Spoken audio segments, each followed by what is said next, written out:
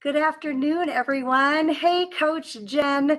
So Hello, grateful LeAnne. to be, so grateful to be here with you, my friend. How are things up north? Just perfect. We're getting amazing late summer weather, like almost to the point where it's very uncomfortable. Probably it's humid, so I don't think that's what you get mostly in Phoenix, right? It's more dry, but hot like you can relate to. So it's all good. What about where you are today?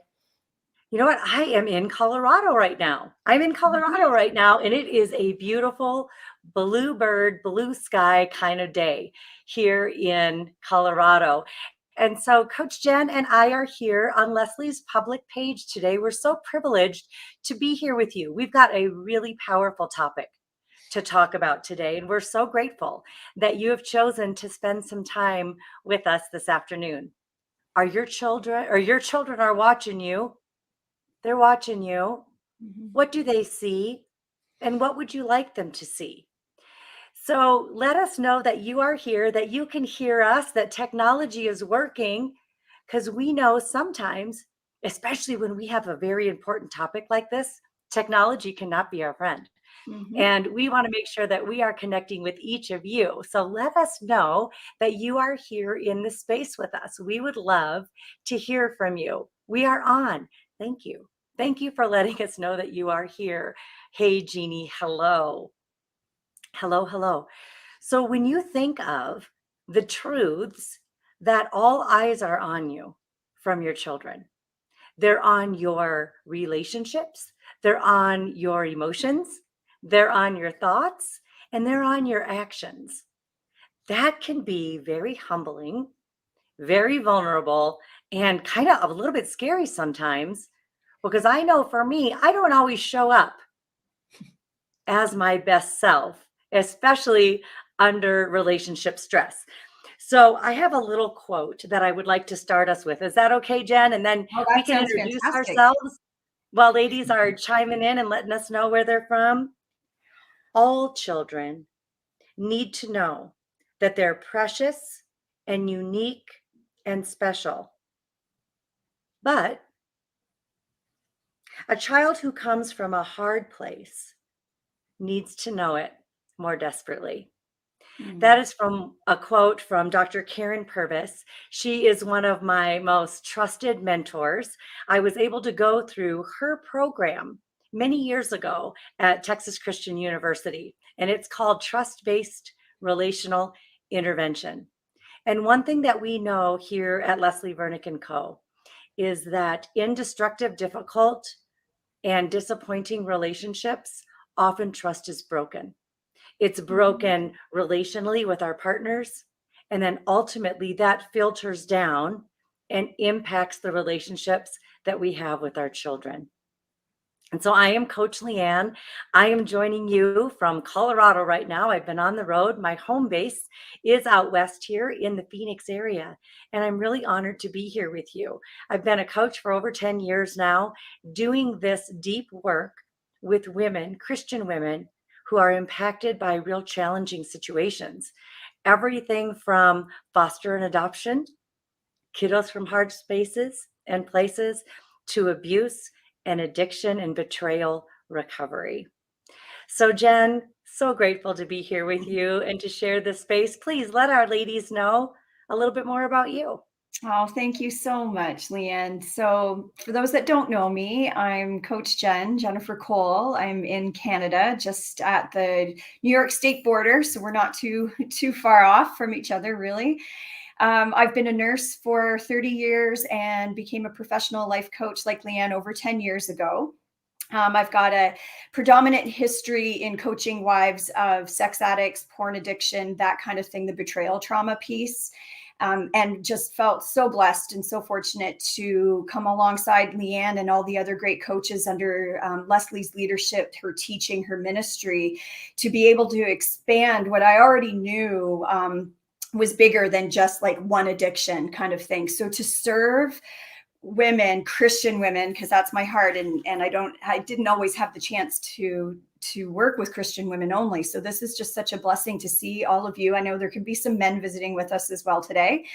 But it's just such a privilege to be able to learn, discern, and kind of you really understand what God's word is telling us about these difficult, destructive, and disappointing relationships that some of us have been involved in. So I myself am the recovering partner of a sex addict. So I know that with God, all things are possible because I am still here and still married.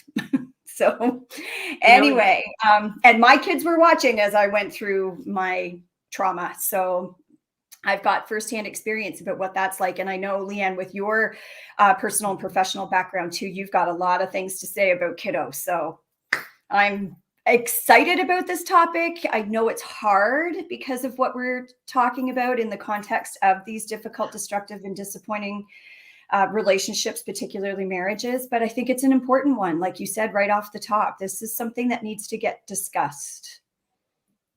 it really does, Jen, and so grateful for you being on our team and being here and being able to share this topic. You spoke about addiction recovery, porn addiction, betrayal recovery, all of that. When we talk about kiddos from hard spaces, right, it can be a difficult pregnancy maybe that you had. It all starts with a traumatic experience. Mhm. Right? It can be a difficult birth, an early hospitalization. A lot of things impact the lenses that our children look at us through, right? And it could be abuse, neglect, and trauma. We see that in our community a lot. And some of us have experienced trauma from early on as well in our families of origin. And so this is a big topic. We're not going to pretend. We're not going to pretend to be here and have all the answers for you. Mhm. But what we are going to do is we're going to hold very tender space for us to talk about this topic right here. Whoop, not that one. This one.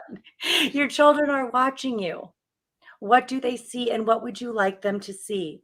And so when you know that your kiddos are much wiser and more attentive than you ever imagined they could be, what comes up for you when you hear that?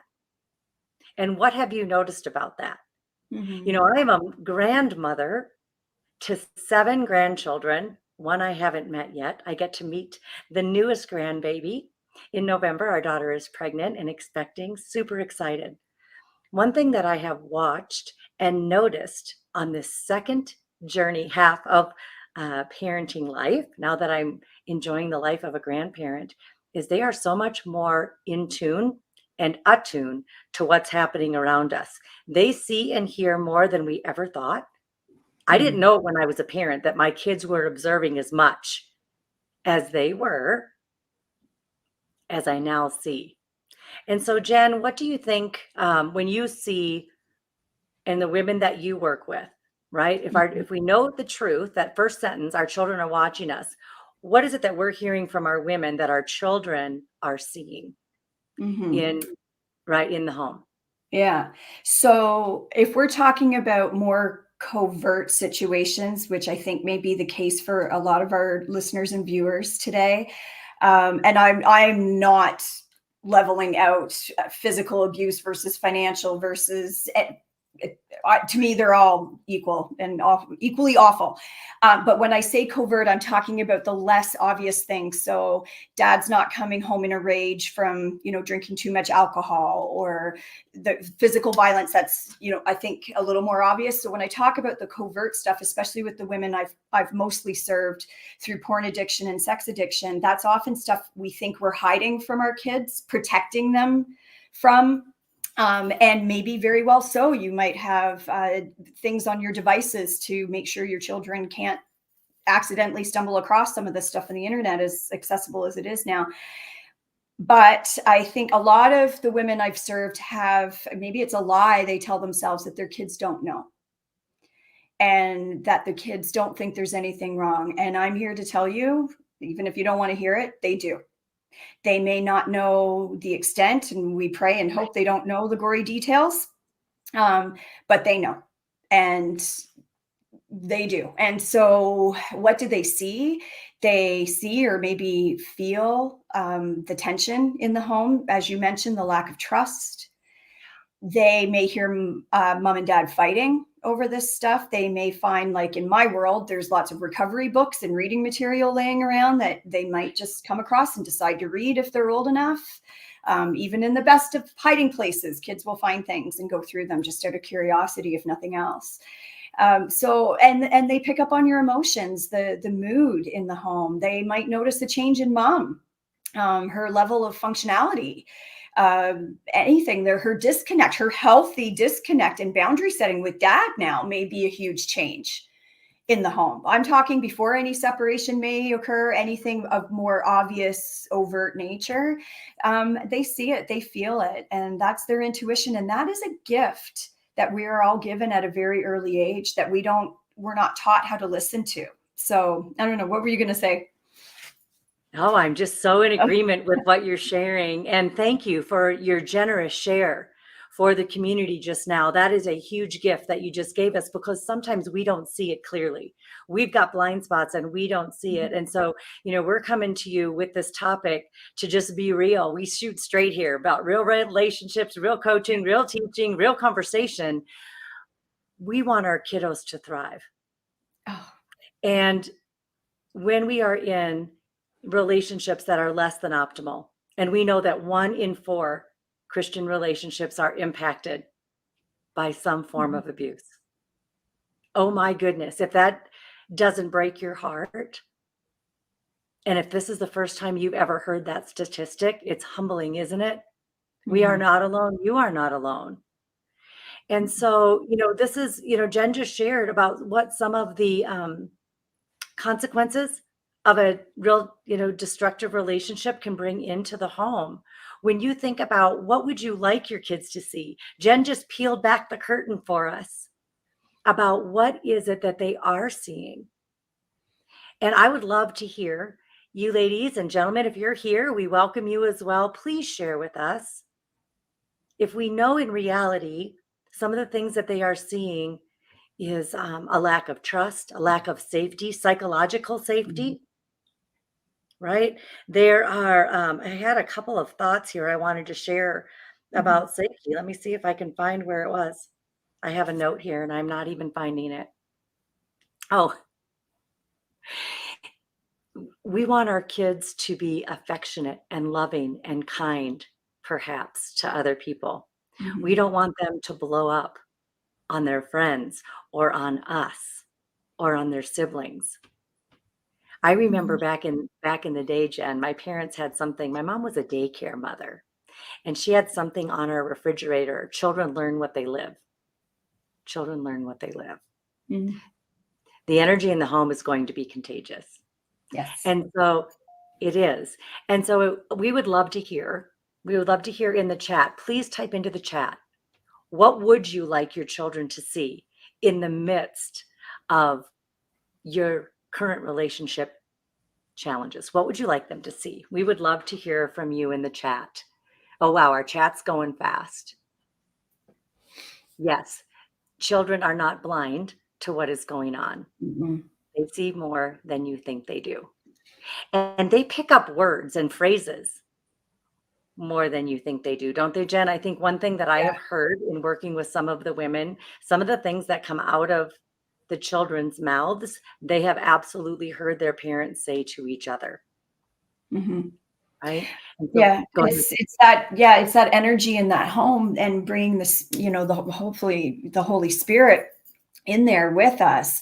But when the enemy somehow takes a foothold, we know that we don't want to speak anything over our children. So why would we want to speak anything around them in the home, in those precious walls, that either they could literally overhear, or it's just in that space. It's just a heavy, heavy feeling that I think people pick up on. And again, going back to that intuition comment, like even if the children don't know what's happened between mom and dad, they know enough. And if they ever ask you like what's going on or something in their own version of that, and we go, oh, that's okay, mommy and daddy are just, I don't know, and you make up some excuse.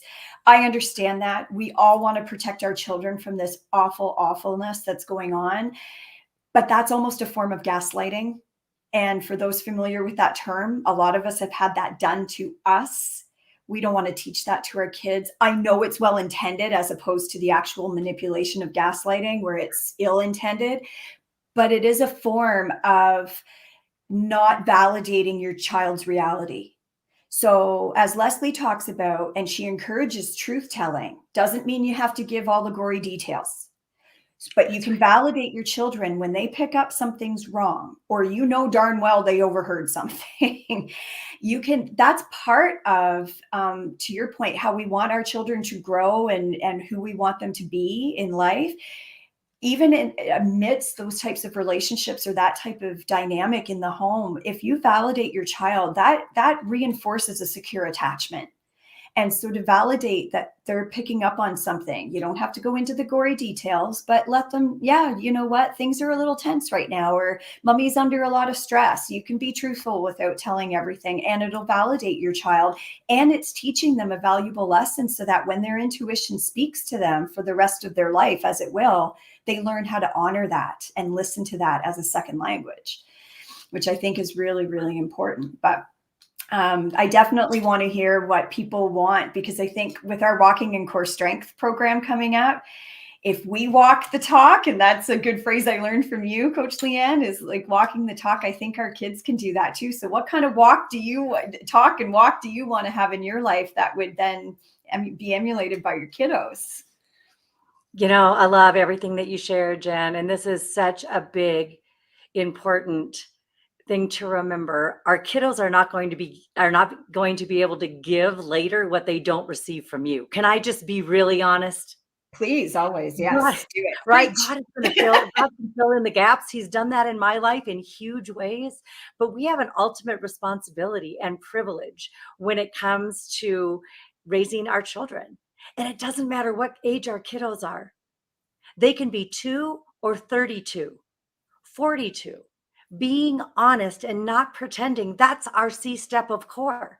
Our Walking in Core Strength program that's coming up, it's all about committing to the truth. And when you Mhm. are honest with your children, you are building trust with them. If you're telling them that nothing's wrong and they're making it up in their heads and that mommy never said that or daddy never said that, and they know full well that that is what they heard, you know what? Teenagers have a lot of phones, folks.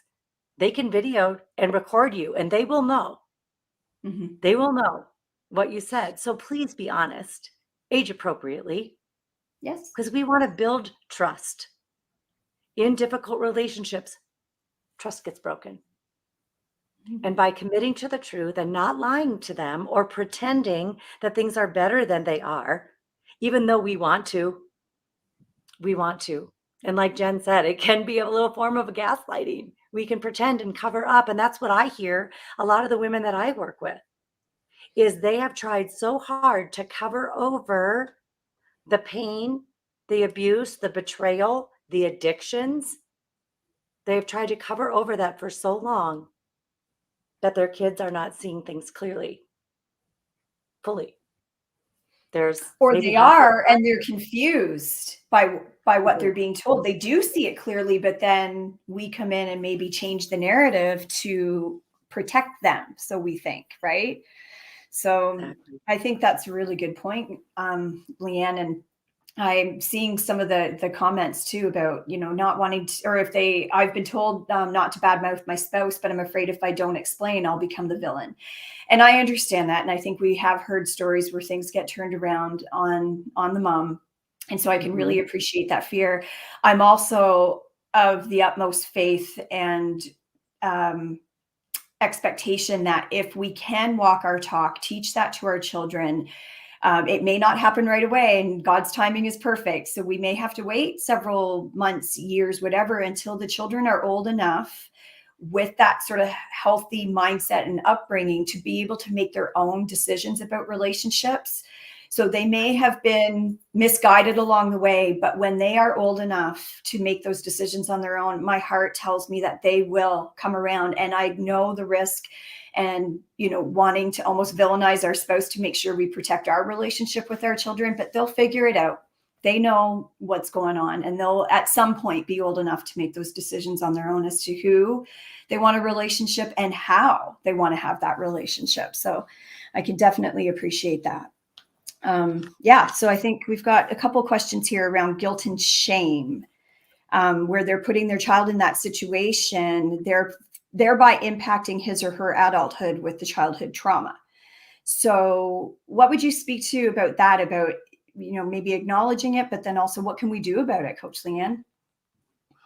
I really respect this question so much, and thank you for it. And okay, let's take a deep breath, because this guilt and shame words are so incredibly powerful. Mhm. And the guilt and the shame can keep you stuck in a space of even having a belief that's going to prevent you from trying something new. So thank you for your question. I think many on this feed, I just want to totally hold that space for you, that they're grateful Mhm. for it. So your kiddos are in this situation. You're in this situation. What is it that what matters most to you right now is what I would say. What matters most? Impacting your day-to-day presence with them, or what they will think 20 years from now? I want to encourage you that you can begin right here, right now, creating psychological, social, and physical safety for your kids. So, learning to let go of the guilt and shame oftentimes requires inviting in some help and support. That's the old step of our Walking Core Strength Mhm. program, right, Jen? It's being open to the Holy Spirit and wise others. Sometimes we can't figure this out on our own. Mhm. I know when I was doing this training many years ago with Dr. Karen Purvis, and I encourage you, if you have questions on trust-based parenting and connected parenting, there is great resources out there. We have some here in our ministry, as well as there are some beautiful resources to help you learn to build trust again, because trauma breaks trust. Stepping in and letting go of guilt and shame helps to build back the brain. It helps to build back the brain. And we can do that really tangibly by getting really present with our kids right now and honest. Saying, Mommy's blown it sometimes. We haven't always, done this very well. But up until today, we haven't done it good. But you know what? I'm getting some new tools. I'm getting some help and support. And we're going to do this together. And then invite your child in, no matter what the age. No matter what the age. Would it be helpful just right here for guilt and shame for me to just share a couple of my favorite phrases to work with kids for present in the moment? Let's do it. Okay. So this is something that you can do no matter what age your kiddos are. I've even done it with my adult kids. Now they probably don't like it much. Okay. So I've got kids in their 30s, but I do it with my grandkids a lot. And it's, let me see those eyes. Let me see those eyes. When guilt and shame is present, oftentimes looking somebody square in the eye is really hard. To see, know, and hear someone, invite them, let me see those eyes. Another thing that we can do is, can we share a hug right now? Mommy needs one too, and I can see you do. Another one that I really love is encouraging our kids. Sometimes our kids, when they witness relationship violence, whether it be emotional, physical, mental, spiritual, they've heard big voices, loud voices, and angry voices. Teaching our kids to regulate their voices in the moment can be a powerful tool for them to not lose their voice. So many women that I have worked with over the years that I work with have lost their voice and their ability to speak up. So, one thing that we can do for ourselves and for our kids, let me see those eyes, let's share a hug, and when you need me, use your big, strong voice. Let's practice using an angry voice, a big voice, a strong voice, a gentle voice, giving your kiddos some language. And you know what happens when I do that with my grandkids? Can you imagine? It helps me learn my regulation, my emotional regulation from a child's perspective. And oftentimes, going back to the beginning helps us to release some of that guilt and shame. So that's a long answer to childhood trauma. It's very real, But one thing I do know in the moment, we can put one or two things into practice right away in connecting with our children to build that bridge of healthy love. What else would you add, Jen? I love that. Thank you so much. And I mean, you gave such a succinct answer to something we could talk all day about, really, and come up with these strategies. So I think I would just do anything I could within my power, knowing that we might be limited because of how our spouse is behaving or the circumstances in our environment, something. But as to LeAnne's point is, trauma breaks that trust. It breaks safety, and predictability is a form of safety for children. So, as much as they may balk at it, they do thrive under guidelines, under rules, under limits, boundaries, because that creates that predictable, safe space. Like as LeAnne was saying, you managing your own emotions and becoming aware. A lot of what we coach about is, creating that awareness, noticing, having the ability to pause so that we can then choose to respond rather than react. We want to be that, so that hopefully we can teach that to our children as well. And I think by being available to our kids, even just a quick precious moment, whether it's look into my eyes, let me see those eyes, I love that, a hug, being interested in what they're interested in. It may be the last thing you can do that day because you're trying to get supper and you just got home from work, or sit down and play Lego with them if that's what they need for just a couple of minutes to, again, build that security that they crave, so that even though you all may be living amidst some form of chaos, whether it's seen or unseen, creating that sense of stability, safety, and predictability will help build trust with you, because that's all you can control is you and your relationship with that child. And it'll help them learn how to trust themselves too. And it'll teach them valuable life lessons about, okay, they're a safe person. Okay, they're not perfect, but they're a safe person, because even when they make mistakes, they'll circle back around and make it right. Or, if we're teaching our kids valuable life lessons by the way we show up. We do. And they are watching us. And, Mhm. we can meet sometimes when things are off the rails and emotions are running high. We can meet some other needs. So if emotions are running high, we can meet their physical need. Make sure you have snacks around as you're building trust, sharing a meal, sharing a snack, because you can meet their physical need right there. And hydration, we can forget that too. We have these real fundamental needs, and we need it as women navigating difficult relationships as well. And then we want to set them up. We want to set our kids up for successful situations relationally. You are responsible for your relationship with your kids.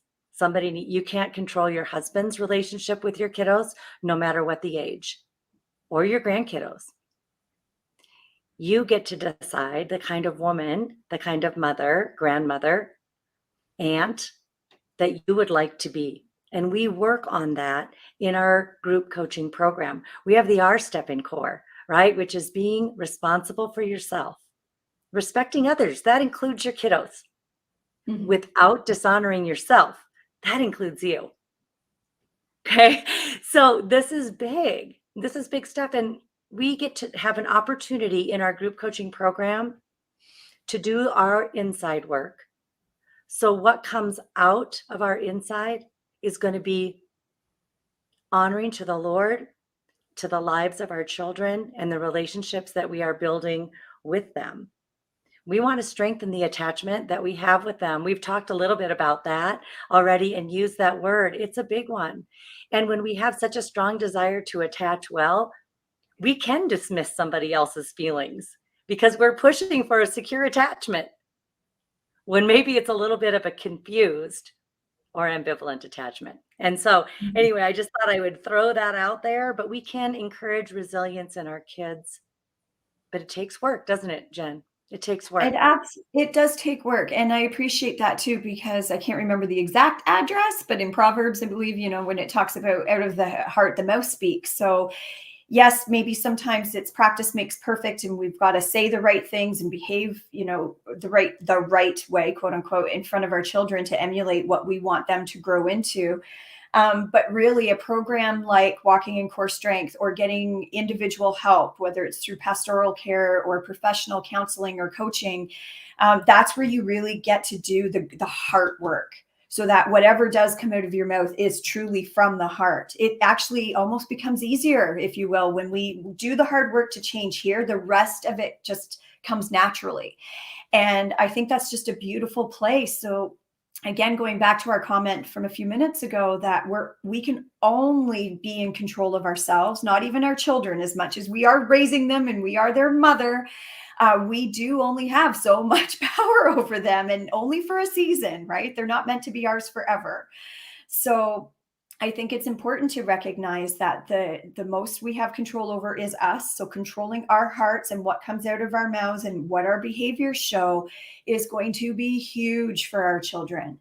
And that we can continue to hope and pray that by our words and our actions, being genuine, being consistent, not perfect, Thank consistent, you. Yes. will build that trust, that secure attachment, that safety, that predictability, that even when times are tough, and guess what, kids, stress happens, and things get a little crazy once in a while, but we've learned how to express ourselves and we don't stuff things. And I've heard a lot of women come to me that say, maybe not from a traumatic childhood or anything of that sort, but they, in thinking back, they look and go, yeah, we weren't really allowed to talk about our anger. So that's just things like that. So it's just stuff to consider. I don't expect us all to be child psychologists and have it all right. But when we have these conversations, I think Coach LeAnne and I just hope and pray, as we did even before we got on this call, that we can have the right discussions, whatever that means to you that are listening, to even just one little nugget. There are so many facets of our life. And if you just make a little bit of a shift in any one of those facets towards building that secure attachment with your children, I think it'll bode well. It could be a financial shift, a social shift, a relational shift with that child. It could be a physical shift. I love that you didn't want us to forget about that. Exercise, sleep, nutrition, hydration, all of those things. It just takes one little shift in the direction you want this to go to make all the difference in the world. This It this does. can this can change things and secure things. So even if you feel like, some all this bad stuff has happened, how do I fix it? You can start today. Little shifts, and you can get the support that you need from peers, from coaches, from counselors, from friends. You just have to decide you want to do it. And that's what gives me hope. That's why I have a smile on my face. This is a tough, tough, awful subject. But it's one that has to be had, because we go back to our C. We're talking the truth here, people. the it's, as Leslie talks about it, it doesn't have to be harsh truth, but it's hard truth. And I think that's what we're talking about today. It is. And, we have an opportunity to, like Jen said, apply one strategy once, invite in something new when we're working with our kiddos and what we want them to see. And, one thing I find really helpful as well is invite the kids in. What do have that conversation with them? Honor who it is and their personhood and their individuality. God created them different than you. How cool is that? And sometimes that's a really hard deal, but they're going to have insights that you're not going to have no matter what their age. I can Mhm. ask, I can ask my 3-year-old granddaughter, what is it that how do you want this weekend to go? We picked words when we were at their house babysitting this summer. We had happy. That was our first day. We want to have a happy day. Okay, what does a happy day look like to you? And then Mhm. try to create that moment. Try and do it. I like to say, immediately. Turn that switch on. Immediately, you can do it directly and put forth some effort to make that happen, because we can start to shift the lens that our children are looking through to give them an additional experience to the hard stuff, to the hard Mhm. stuff. And so I see we have some more questions. I see we have a lot of Yes, questions actually of coming in. course we would. Of course we would. And like we said, we're not going to get to all of this. We don't pretend to have, the corner on this market. What we do know is that you're here because your kiddos' relationship with you matters and their future matters to you. And we honor that. So Yes. here's another question. What do you do when you start seeing a teenage daughter using some of the gaslighting and manipulative behavior on her younger sister? Both are normally sweet and thoughtful kids, but they're hearing and seeing their dad communicate this way. How should my friend address this with her teenage daughter? Mhm. That's a great question, and I love the fact that she's a teenager because that I think at least knowing somewhat of developmental psychology means that it's age appropriate to have a more mature type of conversation with her. And I think we go back to our being consciously aware of the truth, our C step in walking in core strength, because I think it's time to have a truth telling session with this daughter and be curious, ask her questions about, don't just jump in and make assumptions necessarily. If we want to maintain that trust and some safety, genuinely ask questions, but maybe identify what you're observing, ask her to empathize with what the sister might feel, those types of things. But that's just off the top of my head. What do you say, Coach LeAnne? Well, yeah, I think that that's one of the big things is if she's saying things like, you're making stuff up or that never happened, these are gaslighting phrases. You're being so dramatic. This is some of the stuff that teens can say to each other. You're such a drama queen. Yeah. Well, I love what you said about be curious. Ask a curious question. What's going on with you right now? I see that you're really frustrated. Start to give your teens some words to put to it. And I think let me see, there was something else that I wanted to share. Hang on, where did it go? Oh, if the one who's feeling like she's being gaslit, and we talked about this the other day in our live, have her write some stuff down so she knows what's true for her and then talk through that. That's great. I love that. Maintain that sense of reality. Right. That's And good. so, because it can be hurtful for their relationship. And Mhm. reminding your girls, you said that they're super sweet, normally thoughtful kids, but they're seeing their dad communicate in this way. And then, asking them when you hear, or here's a question you could ask them. Who do you know that communicates brilliantly? Who do you know that communicates brilliantly? And what characteristics are they showing? And how can we grow in that in our home? We don't always do it well. And get some input from them because they're not only watching you, they're watching all the people around you and they're making note of this is who I want to be and this is who I don't want to be. And we have an opportunity to help them make choices to honor God with their dignity and strength and the power that God's given them. And we can help direct them in that way without gaslighting them by Mhm. hearing them and holding space for them. What else would you add, Jen? Yeah, and I think some of it comes down to recognizing our own triggers. So for your friend, she might be observing this, and please hear my heart on this. I am not minimizing the behavior at all. But what we may see as gaslighting because it's happened to us and we know what our husbands are capable of and the manipulation because we're mature enough and have been put through it that we see it. Um, it may very well be that the daughter is copying that type of behavior, but it may just be the lousy way teenagers talk to each other. And that's where I'm not trying to minimize, but what I'm trying to say is we want to make sure we have our own pause and our own way of creating our reality, right? Like you just said, Coach LeAnne, with the recipient of the gaslighting, keep ourselves in check too. Make sure we're not projecting our own experience with say the husband, the dad, onto what our kids are doing. In other words, what I'm asking you not to do is catastrophize. Be aware, totally be aware. That's what I've been talking about. We want that awareness, but then don't go from 0 to 60 about what it may mean. But still recognizing that if that's not a family rule as to how we want to speak to each other in this home, take it back to that. How do we want to speak to each other? What are other ways you could speak to your sister? Knowing full well that even as a teenager, there's lots of times, like you said, Coach LeAnne, they just don't have the right words to say what they say. So that's part of teaching our children at whatever age, emotional regulation, identifying the emotions, get the feelings wheel out, something that's age appropriate and something that they can look at and go, okay, point on the wheel.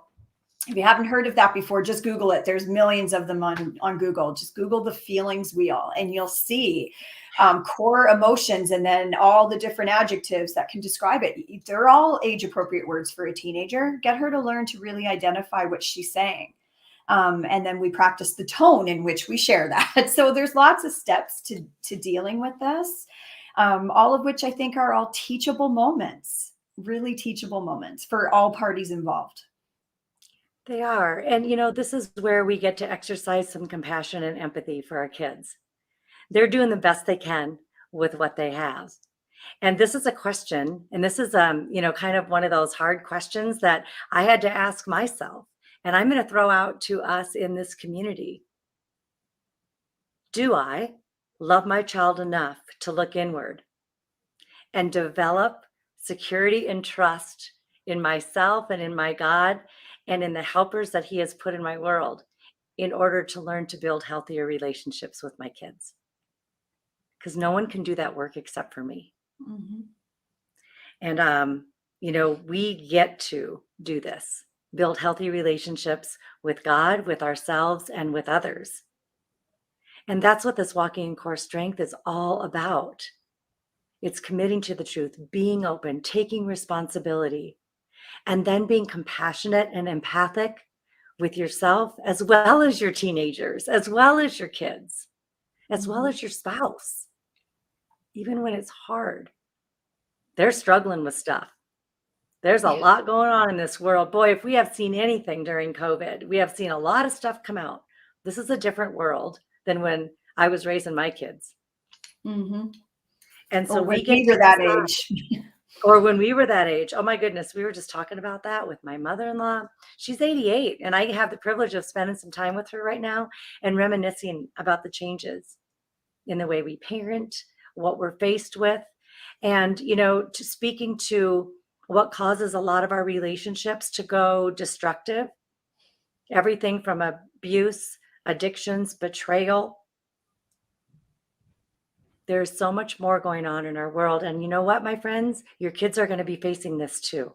Mm-hmm. So the more honest we are with them about what it is and how to navigate this life as a whole person, as opposed to fragments or shrapnel of a hard relationship, that's part of what we get to do. We can break the cycle of unhealthy behavior. We can do that. We don't need to add fuel to the fire. And so this is where we get to make a decision to get the support that we so deserve and that we want. And that's why you're here today. And we're so grateful.